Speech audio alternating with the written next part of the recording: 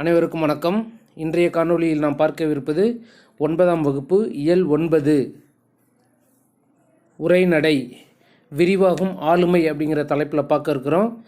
இந்த விரிவாகும் ஆளுமை அப்படிங்கிற தலைப்பு பேராசிரியர் தனிநாயகம் அவர்கள் யாழ்ப்பாணம் பல்கலையில் ஆற்றிய உரை தான் இங்கே நமக்கு விரிவாகும் ஆளுமை அப்படிங்கிற தலைப்பில் பாடப்பகுதியாக கொடுத்துருக்குறாங்க. யாதும் ஊரே யாவரும் கேளீர் என்பது கணியன் பூங்குன்றனார் கூறிய கூற்று. நான் மனிதன், மனிதனை சார்ந்த எதுவும் எனக்கு புறமன்று என்று கூறியவர் லத்தீன் புலவர் டாரன்ஸ். முதிர்ந்த ஆளுமைக்கு 3 இலக்கணங்கள் இன்றியமையாதவை என்று சொன்னவர் ஆல்ஃபோர்ட், கார்டன் ஆல்ஃபோர்ட் அப்படிங்கிறவங்க. இவங்க எல்லாமே சைக்காலஜிஸ்ட்.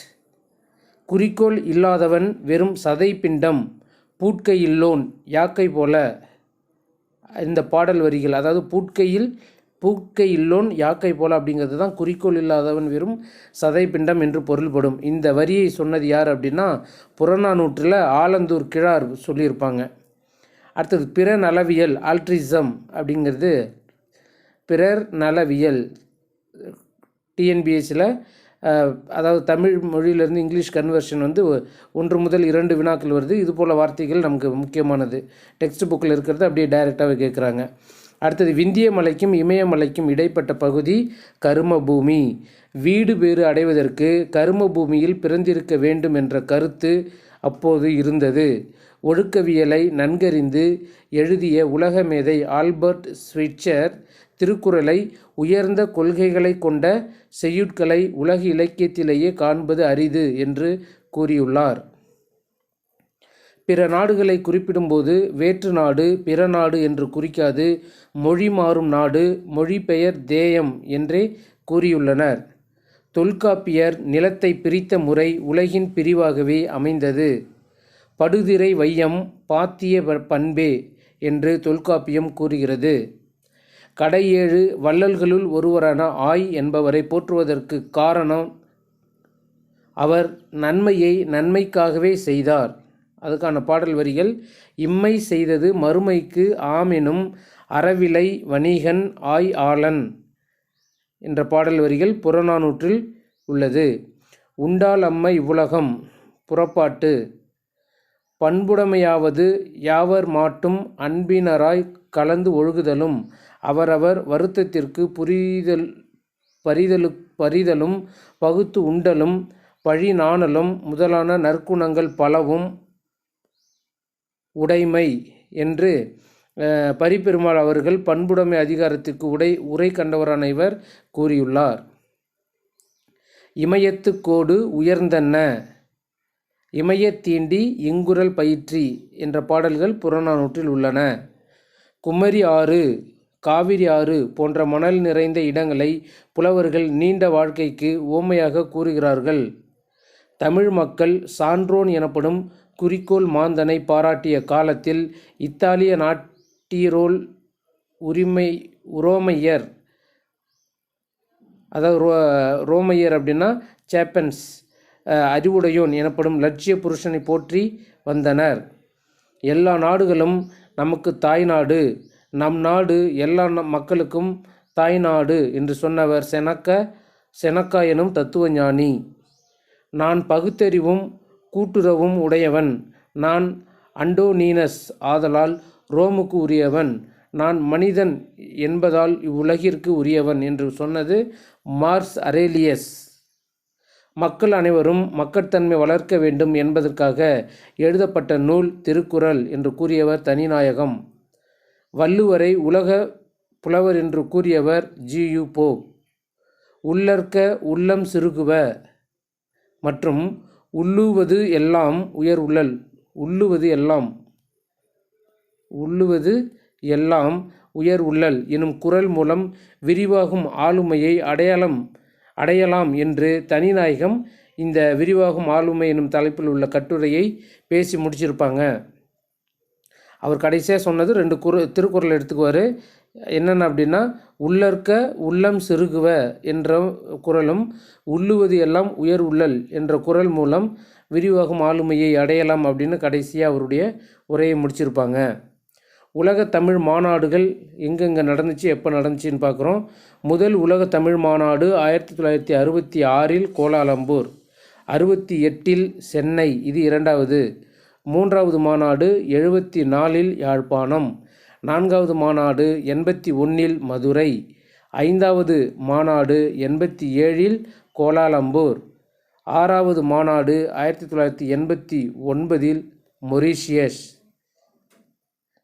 ஏழாவது மாநாடு 1995 தஞ்சாவூர், எட்டாவதாக செம்மொழி மாநாடு நடைபெற்றது எங்கே அப்படின்னா 2010 கோவையில். அடுத்ததாக தனிநாயகம் பற்றிய குறிப்புகள். தமிழுக்கு தொண்டாற்றிய கிறிஸ்துவர் இவர். அகில உலக தமிழாய்வு மன்றம், உலக தமிழாராய்ச்சி நிறுவனம் தோன்ற காரணமானவர். இவர் தொடங்கிய தமிழ் பண்பாடு இதழ் இன்று வரை வெளிவந்து கொண்டிருக்கிறது.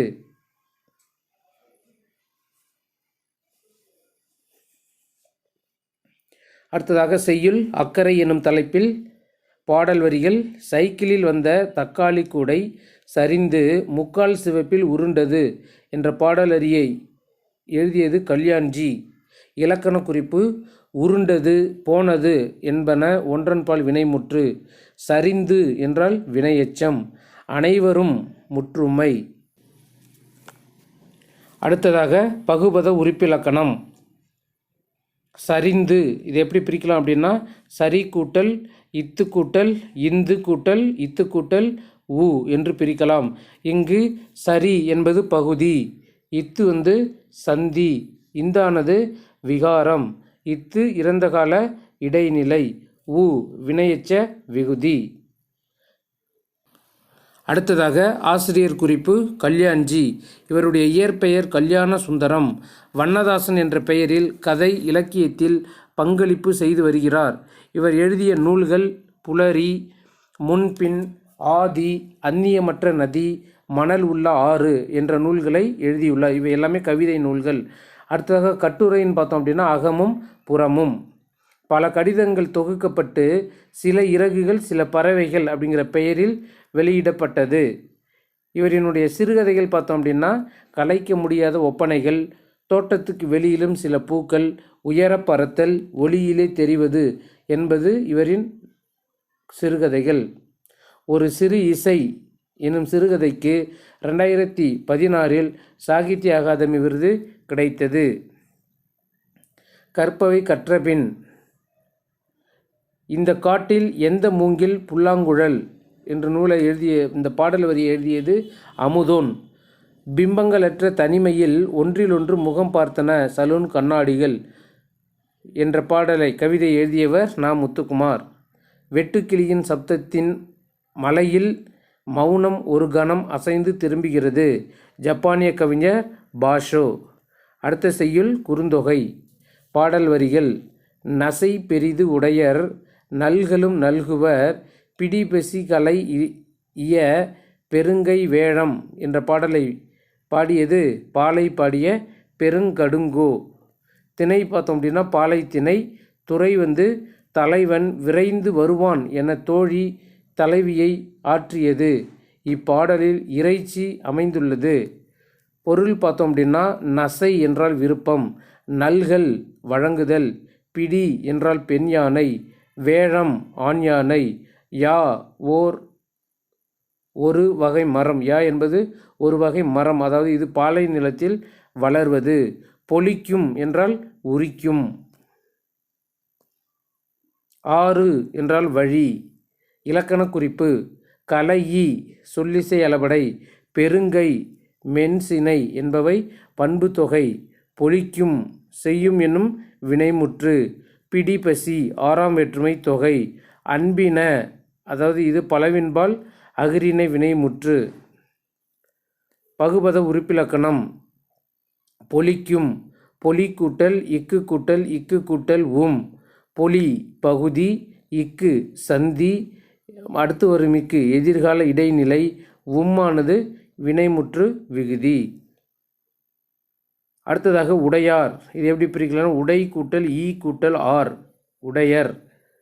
அர் அப்போ உடை பகுதி, ஈ உடம்படு மெய் சந்தி, அர் என்பது பலர்பால் வினைமுற்று விகுதி. அடுத்ததாக நூல் குறிப்பு குறுந்தொகை 8 தொகை நூல்களுள் ஒன்று. தமிழர் வாழ்வின் அகப்பொருள் நிகழ்வுகளை கவிதையாக்கி கூறுகிறது. கடவுள் வாழ்த்து நீங்களாக 401 பாடல்கள் அமைந்துள்ளன. இதன் பாடல்கள் 4 அடி சிற்றலையும் 8 அடி பேர எல்லையும் கொண்டவை. 1915 சௌரி பெருமாள் அரங்கனார் முதலில் பதிப்பித்தார். பெருங்கடுங்கோ சேரமரபைச் சேர்ந்தவர். இப்பாடல் 37வது பாடலாக நம்மளுடைய பாடப்பகுதியில் கொடுக்கப்பட்டுள்ளது. அடுத்ததாக விரிவானம் தாய்மைக்கு வறட்சி இல்லை எனும் தலைப்பில். இதன் ஆசிரியர் சு. சமுத்திரம். ஊர் திருவனம்பட்டி என்ற ஊரில், அதாவது இது நெல்லைக்கு அருகில் உள்ளது.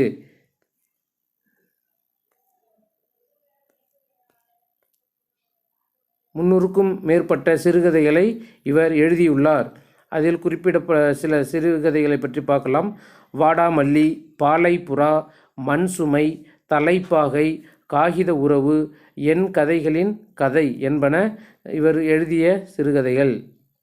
என் கதைகளின் கதை என்பதில் தன்னை வளர்த்த வளத்தம்மாவை பற்றி கட்டுரையில் எழுதியுள்ளார். வேரில் பழுத்த பலா எனும் சாகித்ய அகாதமி விருது பெற்றது. இந்த நூல் வேரில் பழுத்த பலா எனும் நூலானது சாகித்ய அகாதமி விருது பெற்றது. குற்றம் பார்க்கில் எனும் சிறுகதை தமிழக அரசின் பரிசு பெற்ற சிறுகதையாகும். அடுத்ததாக கற்கண்டு. இதில் அணி இலக்கணங்களை பற்றி பார்க்க இருக்கிறோம். அடுத்ததாக கற்கண்டு அணி இலக்கணம் எனும் தலைப்பில். அணி என்றால் அழகு என்று பொருள். செய்யுளின் கருத்தை அழகுபடுத்துவது அணி. சொல்லாலும் பொருளாலும் அழகுபட எடுத்துரைப்பது அணி இலக்கணம். முதலாவதாக நாம் பார்க்க இருப்பது உவமை அணி. அணிகளில் இன்றியமையாதது எந்த அணி அப்படின்னா இந்த உவமை அணி தான். மற்ற அணிகளில் இதிலிருந்து கிளைத்தவைகளே. உவமை அணியிலிருந்து தான் மற்ற அணிகள் உருவானது அப்படின்னு சொல்கிறாங்க. மலர் பாதம் அப்படின்னா என்ன? மலர் போன்ற பாதம். இதில் பாதத்துக்கு மலர் உவமையாக வந்துள்ளது. பாதம் அப்படிங்கிறது பொருள், இதுதான் உவமேயம். மலர் அப்படின்னா உவமை, போன்ற அப்படின்னா உவம உருபு. எடுத்துக்காட்டு பார்க்குறோம் அப்படின்னா, இனிய உளவாக இன்னாத கூறல் கனி இருப்ப காய் கவர்ந்தற்று அப்படிங்கிறது தான் இந்த உவமை அணிக்கான எடுத்துக்காட்டு. இந்த திருக்குறளில் உவமை அணி வந்துள்ளது. அடுத்ததாக பார்க்க இருப்பது உருவக அணி.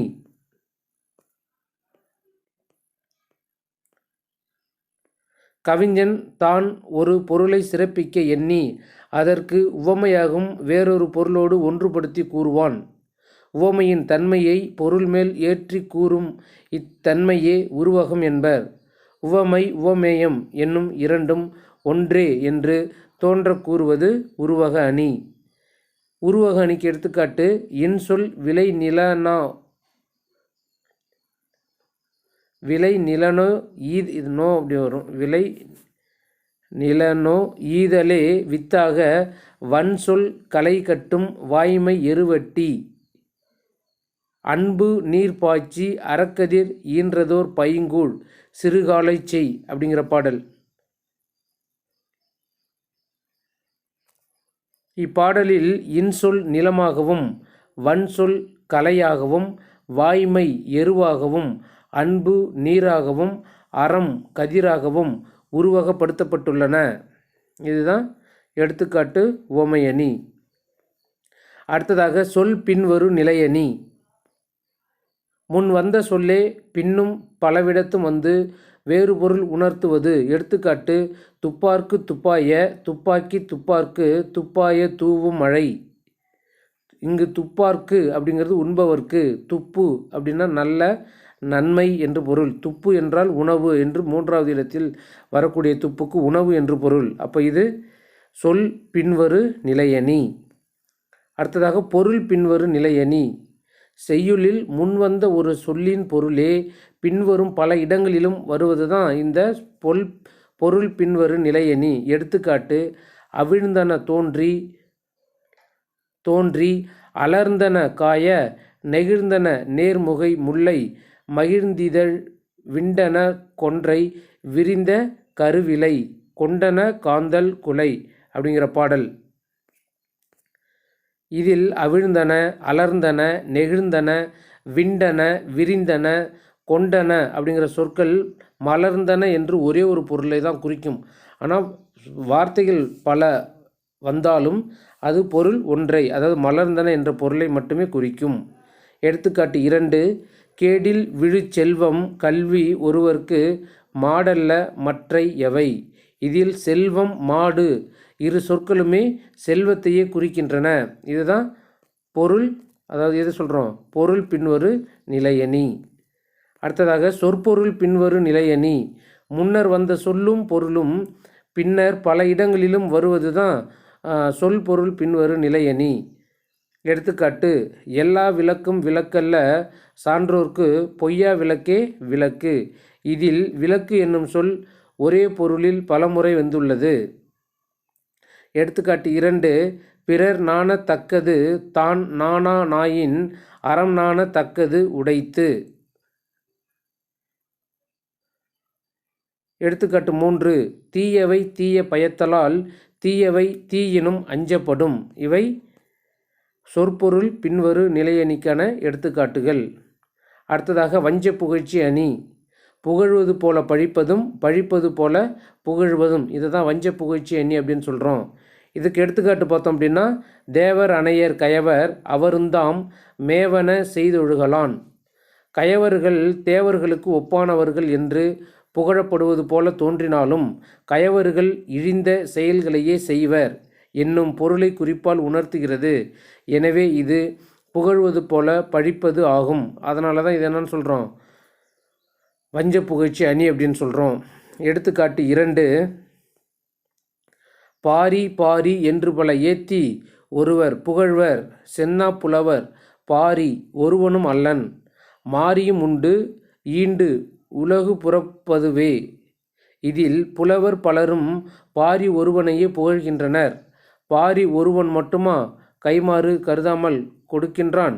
மழையும் தான் கைமாறு கருதாமல் கொடுத்து உலகத்தை புறக்கிறது அப்படிங்கிறது. இது என்னன்னா, இது பழிப்பது போல புகழ்வது ஆகும். இது பாரியை இகழ்வது போல தோன்றினாலும் பாரிக்கு நிகராக கொடுப்பவர் இல்லை என்று புகழ்கிறது. இப்போ இதுவரை நம்ம பார்த்தது கற்கண்டியில் அணி இலக்கணத்தை பார்த்தோம். அடுத்ததாக கற்பவை கற்றபின் கீழ்காணும் குறட்பாக்களில் அமைந்துள்ள அணி வகையை கண்டறிக. ஊழி பெயரினும் தாம் பெயரார் சான்றாண்மைக்கு ஆழி எனப்படுவார். சான்றாண்மை மிக்கவர் கடலுக்கு கரை என்று உருவகம் செய்த வள்ளுவர் ஊழி களத்தை உருவகம் செய்யாமல் விட்டதால் இஃது ஏகதேச உருவக அணி ஆயிற்று. இந்த திருக்குறள் ஏகதேச உருவக அணி வந்திருக்கும். அடுத்ததாக பிறர் நாண தக்கது தான் நாணா நாயின் அறம் நாண தக்கது உடைத்து. இதனுடைய பொருள், நான் என்னும் சொல் வெட்கம் என்னும் ஒரே பொருளில் பலமுறை வந்துள்ளது. செய்யுளில் முன்னர் வந்த சொல் மீண்டும் மீண்டும் வந்து ஒரே பொருளை தந்தால் அது சொற்பொருள் பின்வரு நிலையணி எனப்படும். இந்த பாடலில் அதாவது பிறர் நாண தக்கது தான் நாணா நாயின் அறம் நாண தக்கது உடைத்து, இதில் சொற்பொருள் பின்வரு நிலையணி வந்துள்ளது.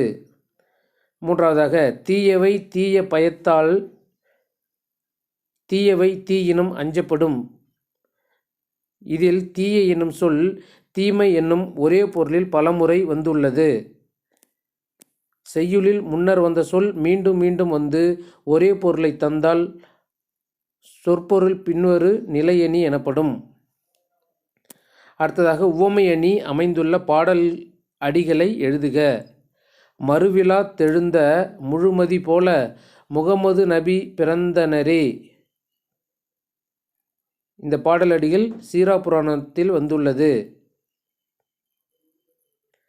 ஆறு கிடந்தன்ன அகனோடு தெருவீர் நெடு அப்படிங்கிற பாடல், ஆறு கிடந்தன்ன அகநேடு தெருவீர் அப்படிங்கிற பாடல் நெடுநெல் வாடையில் வந்துள்ளது. கீழ்காணும் புதுக்கவிதையில் அமைந்த அணியினை எழுதுக. விருட்சங்கள் எனும் தலைப்பில் வந்து ஒரு பாடல் கொடுத்துருக்காங்க. மண்ணரசி மடக்காமலேயே பிடித்து கொண்டிருக்கும் பச்சை குடைகள். இந்த பாடலில் உருவக அணி வந்துள்ளது. அடுத்ததாக பலவுள் தெரிக. இமயத்து கோடு உயர்ந்தன்ன இவ்வடியில் அடிக்கோடிட்ட சொல்லின் பொருள் யாது? அதாவது உயர்ந்தன்ன அப்படிங்கிறது இதில் என்ன அப்படின்னா கொம்பு, மலையுச்சி, சங்கு, மேடு அப்படின்னு கொடுத்துருக்காங்க. இமயத்து கோடு உயர்ந்தன்ன அப்படிங்கிறது மலையுச்சியை குறிக்கும். தமிழ் புலவரை போலவே ரோம சிந்தனையாளர் கொண்ட கொள்கை. நிலையற்ற வாழ்க்கையா, பிறருக்காக வாழ்தலா, இம்மை மறுமையா, ஒன்றே உலகமா? இது ஒன்றே உலகம். மூன்றாவதாக வண்ணதாசனுக்கு சாகித்ய அகாதமி பரிசு பெற்று தந்த நூல் எது? ஒரு சிறு இசையா, முன்பின்னா, அந்நியமற்ற நதியா, உயர பறத்தலா? விடை ஒரு சிறு இசை. யா மரம் எந்த நிலத்தில் வளரும்? குறிஞ்சி, மருதம், பாலை, நெய்தல். இதில் யா என்ற மரம் பாலை நிலத்தில் வளரும்.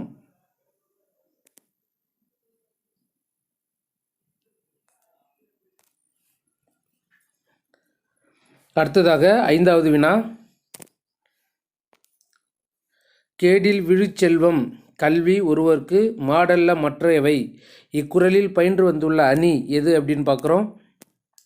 சொல் பின்வரு நிலையணியா, பொருள் பின்வரு நிலையணியா, சொற்பொருள் பின்வரு நிலையணியா, வஞ்ச புகழ்ச்சி அணியா? இதில் வந்துள்ள அணி பொருள் பின்வரு நிலையணி. எத்துணையும் பேதமுறாது எவ்வுயிரும் தம்முயிர் போல் எண்ணி என்ற பாடலை பாடியவர் வள்ளலார். அடுத்ததாக மொழியை ஆள்வோம். இதில் பொருத்தமான நிறுத்தற்குறியிடுக அப்படின்னு சொல்லியிருக்காங்க. இது நம்ம மெட்டீரியல் வாங்குறவங்க இதை பார்த்துக்கோங்க. இது நமக்கு தேவையான இடத்தில் பொருத்தற்குறியை இட்டு எழுதுங்கள். அடுத்ததாக சொற்றொடர் அமைத்து எழுதுக. செந்தமிழும் சுவையும் போல. பெரியோர்கள் மணமக்களை செந்தமிழும் சுவையும் போல வாழ வேண்டும் என வாழ்த்தினர். பசுமரத்தாணி போல. ஒருவன் நமக்கு செய்த தீங்கு பசுமரத்தாணி போல மனதில் பதிந்துவிடும். உள்ளங்கை நெல்லிக்கனி போல. இச்செய்யுளில் பொருள் உள்ளங்கை நெல்லிக்கனி போல தெளிவாக புலனாகிறது. 4 அத்தி பூத்தார் போல. என் தோழியின் வருகை அத்தி பூத்தார் போல் என்றாவது நிகழும். 5 மழைமுகம் காணா பயிர் போல. வெளிநாட்டிற்கு சென்ற சோமு மழைமுகம் காணா பயிர் போல சோர்வாக காணப்பட்டான். அடுத்ததாக பாடலில் காணும் இலக்கிய வடிவங்களையும் அவற்றுள் புகழ் பெற்றோரையும் கண்டறிந்து எழுதுக. பாடல் கொடுத்துருக்குறாங்க. இந்த பாடலை யார் எழுதியிருப்பாங்க அப்படின்னா அவங்களுடைய சிறப்பு பெயரை வச்சு எழுதியிருப்பார். யார்? பலபட்டடை சொக்கநாதர் எழுதியிருப்பாங்க. அந்த பாடலில் யாரை என்ன சொல்கிறாங்க அப்படின்னா வெண்பா புகழேந்தி என்று வெண்பாவை தொடர்பு படுத்தி புகழேந்தியும், பரணியை தொடர்பு படுத்தி ஜெயங்கொண்டாரையும், விருத்தத்தை தொடர்பு படுத்தி கம்பரையும், கோவை, உலா, அந்தாதி இவற்றை தொடர்பு படுத்தி ஒட்டக்கூத்தரையும், கலம்பகத்தை தொடர்பு படுத்தி இளஞ்சூரியர், முதுசூரியர் எனும் 2 இரட்டையர்களையும், வசைக்கவி என்று காலமேகத்தையும், சந்தம் என்று படிக்காசு புலவர் அவர்களையும் சொல்லியிருப்பார். யார் சொல்லியிருப்பாங்கன்னா பலபட்டடை சொக்கநாத புலவர் அந்த பாடலில் இவர்களோடு அந்த சந்தம், வசைக்கவி, கலம்பகம் இவற்றை தொடர்பு படுத்தி பாடியிருப்பார்.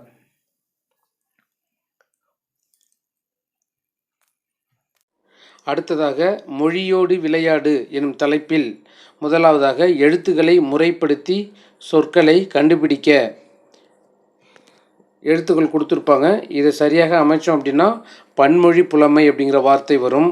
அடுத்ததாக மனிதநேயம், வஞ்ச புகழ்ச்சி, புது கவிதை, காஞ்சி பாட்டு அப்படிங்கிற வார்த்தைகள் இதிலிருந்து கிடைக்கும்.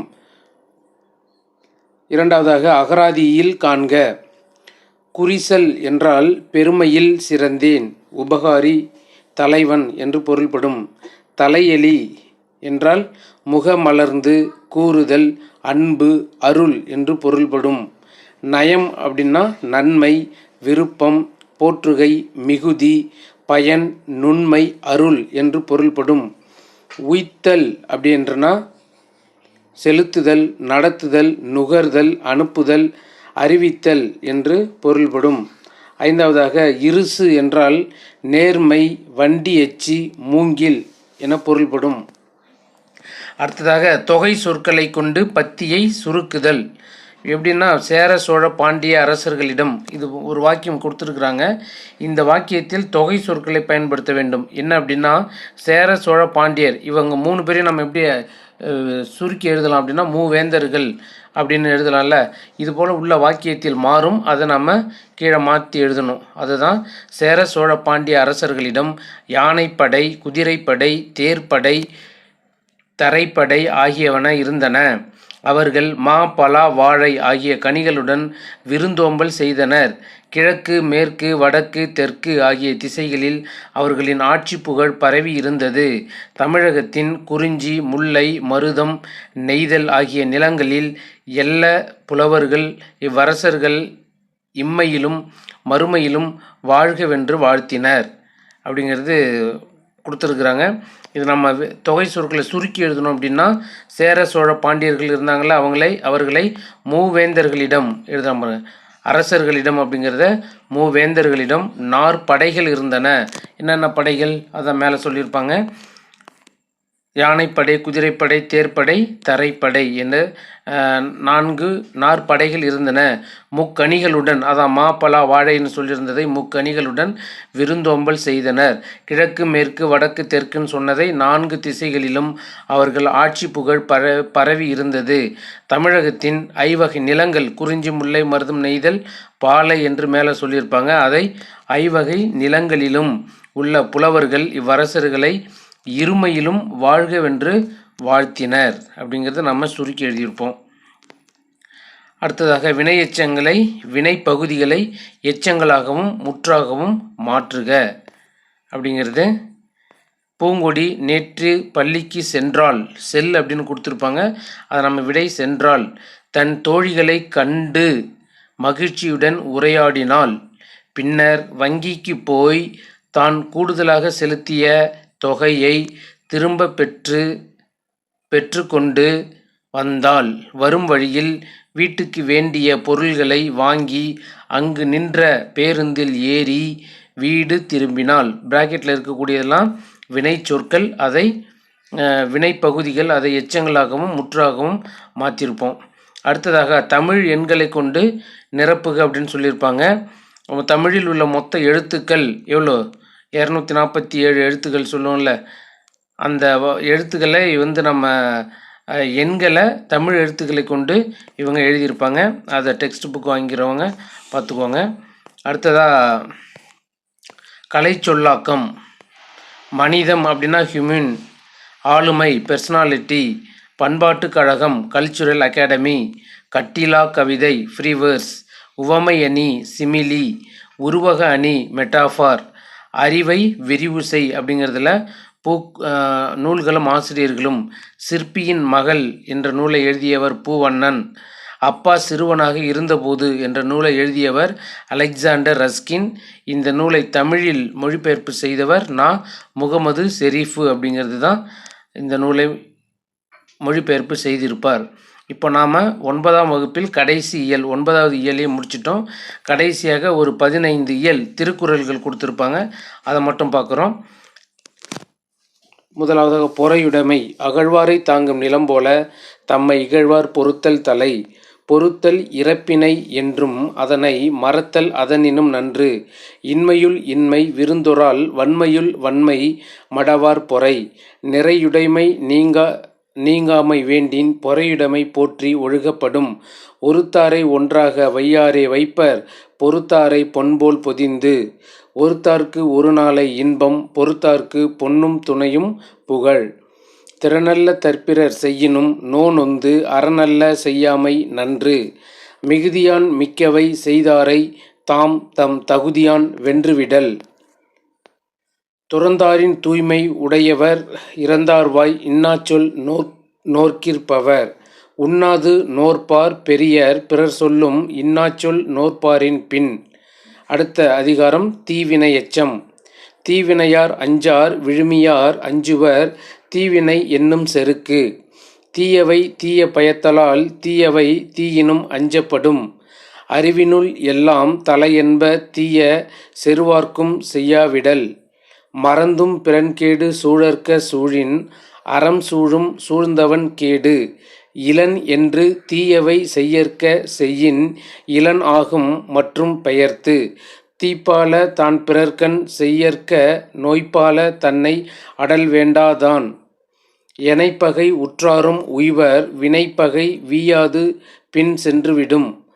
தீயவை செய்தார் கெடுதல் நிழல் தன்னை வீயாது அடி உறைந்தற்று.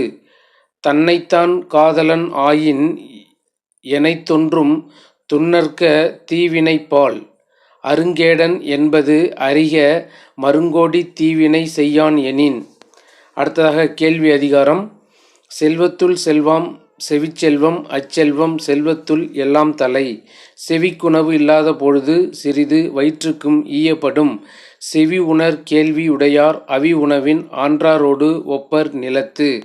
கற்றிலன் ஆயினும் கேட்க அஃதொருவர்க்கு ஒர்க்கத்தின் ஊற்றாம் துணை. இழுக்கல் உடையுழி ஊற்றுகோல் அற்றே ஒழுக்கம் உடையார்வாய்ச் சொல். எனைத்தானும் நல்லவை கேட்க அனைத்தானும் ஆன்ற பெருமை தரும். பிழைத்துணர்ந்தும் பேதமை சொல்லார் இழைத்துணர்ந்து ஈண்டிய கேள்வியவர். கேட்பினும் கேளா தகையவே கேள்வியால் தேட்கப்படாத செவி.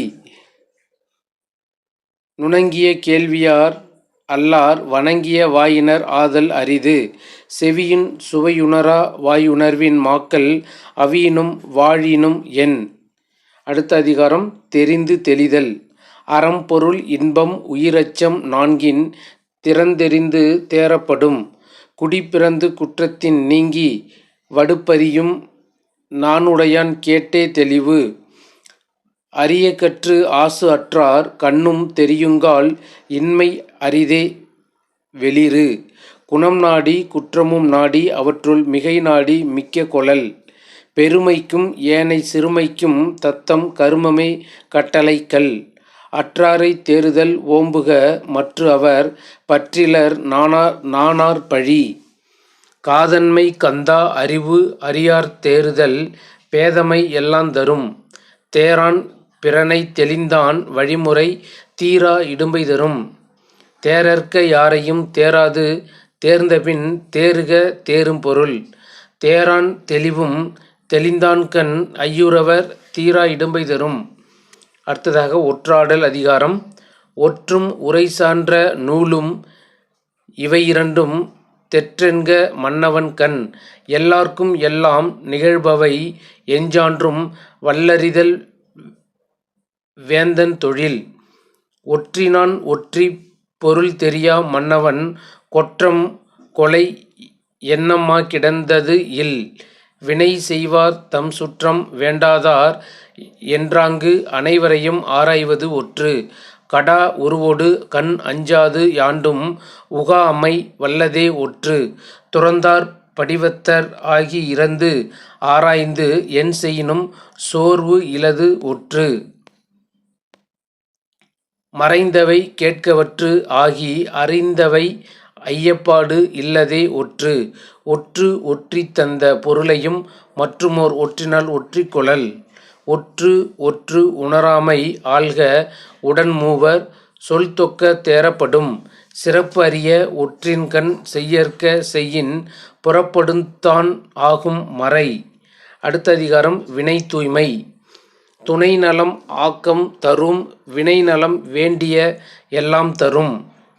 என்றும் ஒருவுதல் வேண்டும் புகழொடு நன்றி பயவா வினை.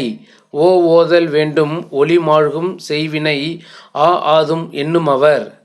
இடுக்கண் படினும் இழிவந்த செய்யார் நடுக்கற்று காட்சியவர். என்றென்று இறங்குப செய்யற்க செய்வோனேல் மற்றென்ன செய்யாமை நன்று. ஈன்றால் பசி காண்பான் ஆயினுஞ் செய்யற்க சான்றோர் பழிக்கும் வினை. பழிமலைந்து எய்திய ஆக்கத்தின் சான்றோர் கழிநல் குரவே தலை. கடிந்து ஒரார் செய்தார்க்கு அவைதாம் முடிந்தாலும் பீழை தரும். அழுக்கொண்ட எல்லாம் அழப்போம் இழைப்பினும் பிற்பயக்கும் நற்பாலவை சலத்தால் பொருள் செய்தே மார்த்தல் பசுமன் களத்து நீர் பெய்திரியி யற்று. அடுத்த அதிகாரம் பழைமை. பழமை எனப்படுவது யாதெனின் யாதும் கிழமையை கீழ்ந்திடா நட்பு. நட்பிற்கு உறுப்பு கெழுதகைமை மற்று அதற்கு உப்பு ஆதல் சான்றோர் கடன். பழகிய நட்பு எவன் செய்யும் கெழுதகைமை செய்தாங்கு அமையா கடை.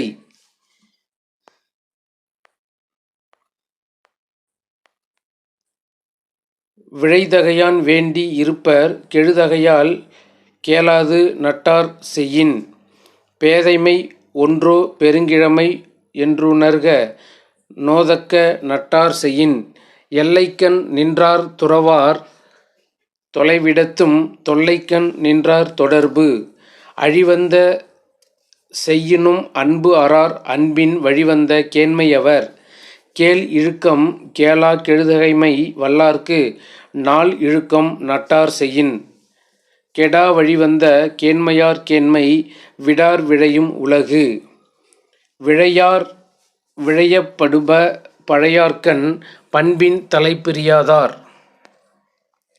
தீ நட்பு பருகுவார் போலினும் பண்பு இலார் கேண்மை பெருகலின் குன்றல் இனிது.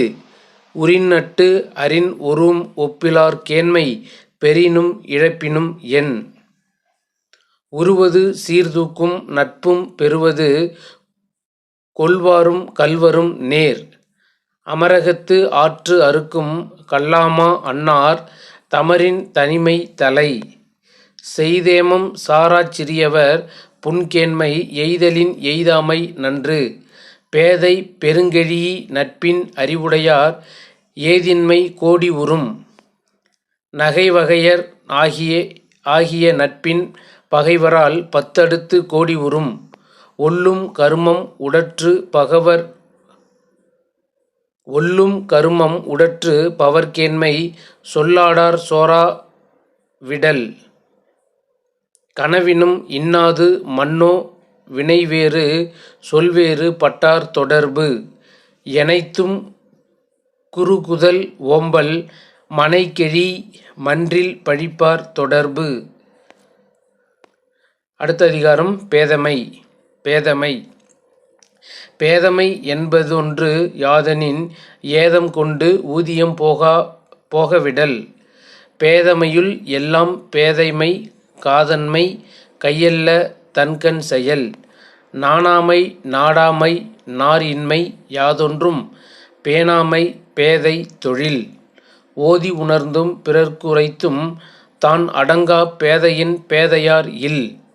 ஒருமைச் செயல் ஆற்றும் பேதை எழுமையும் தான்புக்கு அழுந்தும் அலறு. பொய்ப்படும் ஒன்றோ புனைபூணும் கையறியா பேதை வினைமேல் கொளின். ஏதிலார் ஆர தமர் பசிப்பர் பேதை பெருஞ்செல்வம் உற்ற கடை. மையல் ஒருவன் கழித்தற்றால் பேதைத்தன் கையொன்று உடைமை பெறின். பெரிதினிது பேதையார் கேண்மை பிரிவின்கண் பீழை தருவதொன்று இல். கழா அக்கால் பள்ளியுள் வைத்தற்றால் சான்றோர் குழா அத்துப் பேதை புகல்.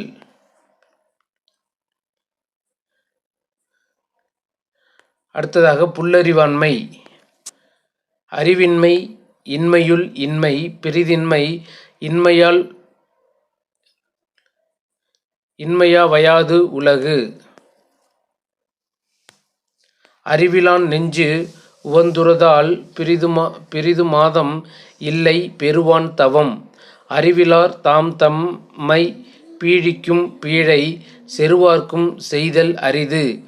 வெண்மை எனப்படுவது யாதெனின் ஒண்மை உடையம்மாம் என்னும் செருக்கு. கல்லாத மேற்கொண்டு ஒழுகல் கசடற வல்லதூம் ஐயம் தரும்.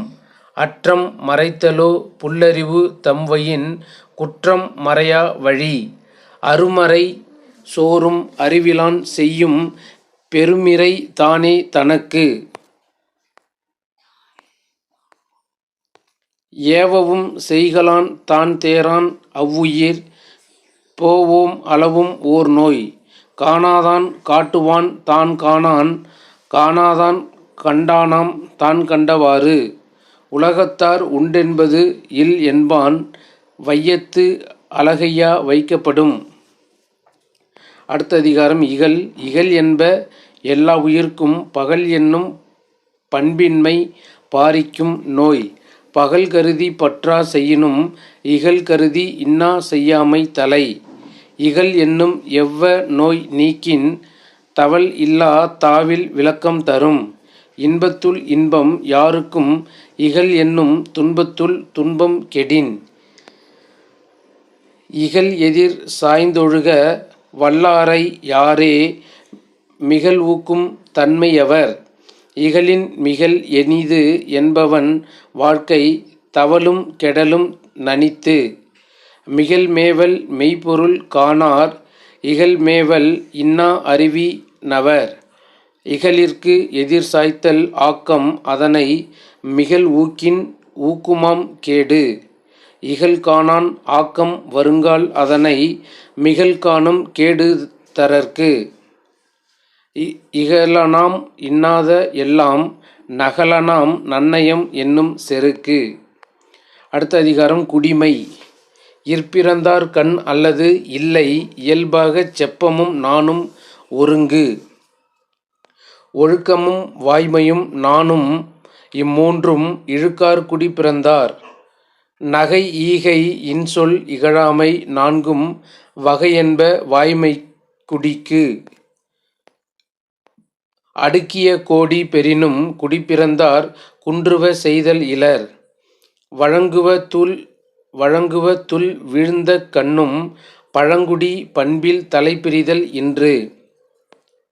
சலம்பற்றி சால்பில் செய்யார் மாசு அற்ற குலம்பற்றி வாழ்தும் என்பார்.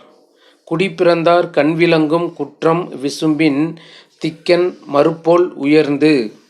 களத்தின்கண் நார் இன்மை தோன்றின் அவனை குலத்தின்கண் ஐயப்படும். நிலத்தில் கிடந்தமை கால் காட்டும் காட்டும் குலத்தில் பிறந்தார்வாய்ச் சொல். களம் வேண்டின் நாணுடைமை வேண்டும் குலம் வேண்டின் வண்டுக யார்க்கும் பணிவு. அடுத்ததாக சான்றாமை அதிகாரம். கடன் என்ப நல்லவை எல்லாம் கடன் அறிந்து சான்றாண்மை மேற்கொள்பவர்க்கு. குணநலம் சான்றோர் நலனே பிறநலம் எந்நலத்து உள்ளதும் அன்று. அன்புநான் ஒப்புரவு கண்ணோட்டம் வாய்மையொடு ஐந்து சால்பு ஊன்றிய தூண். கொல்லா நலத்தது நோன்மை பிறர்தீமை சொல்லா நலத்தது சால்பு. ஆற்றுவார் ஆற்றல் பணிதல் அது சான்றோர் மாற்றாரை மாற்றும் படை. சால்பிற்கு கட்டளை யாதெனில் தோல்வி துளையல்லார் கண்ணும் கொளல். இன்னா செய்தார்க்கும் இனியவே செய்யாக்கால் என்ன பயத்தோ சால்பு. இன்மை ஒருவர்க்கு இழிவன்று சால்பு என்னும் திண்மை உண்டாக பெறின். ஊழி பெயரினும் தாம் பெயரார் சான்றாண்மைக்கு ஆழி எனப்படுவார். சான்றவர் சான்றாண்மை குன்றின் இரு நிலத்தான் தாங்காது மன்னோ பொறை. நான் உடைமை. கருமத்தால் நாணுதல் திருந்தல் நல்லவர் நாணுபிற. ஊன் உடை எச்சம் உயிர்க்கு எல்லாம் வேறு அல்ல நான் உடைமை மாந்தர் சிறப்பு. ஊனை குறித்த உயிரெல்லாம் நான் என்னும் நன்மை அறிந்தது சால்பு. அணி அன்றோ நான் உடைமை சான்றோர்க்கு அஃது இன்றேல் பிணி அன்றோ பீடு நடை. பிறர் பழியும் தம் பழியும் நாணுவார் நாணுக்கு உரைபதி என்னும் உலகு. நான்வேலி கொள்ளாது மன்னோ வியஞ்ஞாலம் பேணலர் மேலாயவர். நாணல் உயிரைத் துறப்பர் உயிர் பொருட்டால் நான் துறவார் நான் ஆள்பவர். பிறர் நாணத் தக்கது தான் நாணான் ஆயின் அறம் நாணத் தக்கது உடைத்து. குலம் சுடும் கொள்கை பிழைப்பின் நலம் சுடும் நாணின்மை நின்ற கடை. நான் அகத்து இல்லார் இயக்கம் மறப்பாவை நாணால் உயிர் மருட்டி அற்று. உழவு என்ற அதிகாரம். சுழன்றும் ஏற்பின்னது உலகம். சுழன்றும் ஏற்பின்னது உலகம், அதனால் உழந்தும் உழவே தலை. உழுவார் உலகத்தார்க்கு ஆணி அகுது ஆற்றாது எழுவாரை எல்லாம் பொறுத்து. உழுதுண்டு வாழ்வாரே வாழ்வார் மற்ற எல்லாம் தொழுதுண்டு பின் செல்பவர். பலகுடை நீழலும் தம்குடை கீழ் காண்பார் அலகுடை நீழலவர். இரவார் இறப்பார்க்கு ஒன்று ஈவர் கரவாது கைசெய்து ஊன்மலையவர். உழவினார் கைமடங்கின் இல்லை விழைவதூம் விட்டீம் என்பார்க்கும் நிலை. தொடிப்புழுதி ஹகுசா உணகின் பிடித்து எருவும் வேண்டாது சாலப்படும். ஏரினும் நன்றால் எரு இடுதல் கட்டபின் நீரினும் நன்று அதன் காப்பு. செல்லான் கிழவன் இருப்பின் நிலம் புலந்து இல்லாடின் ஊடிவிடும். செல்லான் கிழவன் இருப்பின் நிலம் புலந்து இல்லாளின் ஊடிவிடும். இளமென்று அசையி இருப்பாரை காணின் நிலம் என்னும் நல்லால் நகும். இதுவரை 9ஆம் வகுப்பில் கடைசியில் மொத்தம் ஒரு 15 அதிகாரம் கொடுத்துருப்பாங்க. அப்போ 150 திருக்குறள் பார்த்துருப்போம். இத்துடன் 9ஆம் வகுப்பில் உள்ள பாடப்புத்தகங்கள் முடிஞ்சிருச்சு. அடுத்ததாக நம்ம கலை சொற்கள் எல்லா பாடப்பகுதியிலும் நம்ம பார்த்துருப்போம். இப்போ இந்த பாடத்தில் என்ன பார்த்தோன்னா, உவமை அணி சிமிலி, உருவக அணி மெட்டாஃபார், கட்டிலா கவிதை, ஃப்ரீ வேர்ஸ். அடுத்ததாக நூல்கள் ஆசிரியர்கள் அப்படின்னு பார்க்கும்பொழுது முதல் அலகிலிருந்து 9வது அலகு வரை உள்ள அனைத்து நூல்களும் அனைத்து இலக்கண குறிப்புகளும் எல்லாமே மொத்தமாக இதில் பார்த்துருப்போம். இதில் இதை மெட்டீரியல் வாங்குகிறவங்க அதை மொத்தமாக பார்த்துக்கலாம். அடுத்த காணொளியில் 10ஆம் வகுப்பு பாடப்பகுதியை பார்க்க இருக்கிறோம். 10ஆம் வகுப்பு பாடப்பகுதியான மிகவும் முக்கியமானது. தமிழ் தகுதி தேர்வு மற்றும் அனைத்து தேர்வுகளுக்கும் வினாக்கள் அதிகமாக இடம்பெறக்கூடிய பகுதி 10ஆம் வகுப்பு. அதை நாம் தெளிவாக பார்க்க இருக்கிறோம். அடுத்த காணொளியில் சந்திப்போம். நன்றி, வணக்கம்.